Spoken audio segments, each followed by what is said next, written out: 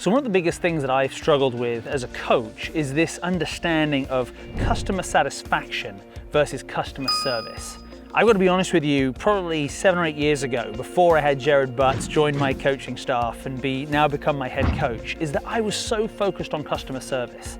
I was so worried about what people thought about me and ensured that, hey, I'll do anything possible to get the lesson with you or get your student in, that I would bend the rules, I would make so much more work for myself, so much more stress. You know, things like, hey, you missed the camp, don't worry, we'll run another one for you next week, just for 3 kids. I actually did that. Overwork, make really no money on it, all for this idea of I've got to be this servant to my players. And over the years, I've started to realize that as a coach, I've got to be a leader. And I've really got to help people to become who they want to be, reach their potential. I mean, think about it as a college football coach, you're there seeing potential in a player. How do I help them to succeed? And you don't do that by coddling them or babysitting them or not telling them the truth. You have to help them genuinely get to their potential. And so for me, it was when Jared really started to come on board and started to just draw out expectations for the parents. You know, this is when you show up, this is when you don't show up. You don't stay for lessons.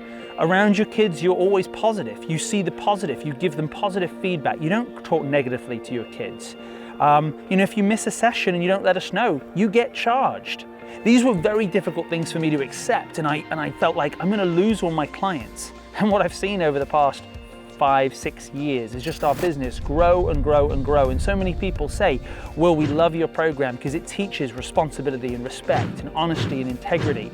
And we truly care about our players, but we care in the right way. And that to me is customer satisfaction, that their kids are loving the game of golf, that the adults are shooting lower scores and they're being challenged to practice in a different way and think in a different way and commit to showing up to sessions, rather than pleasing them by letting them skip sessions, letting them not pay for sessions, all these things that I used to do out of fear.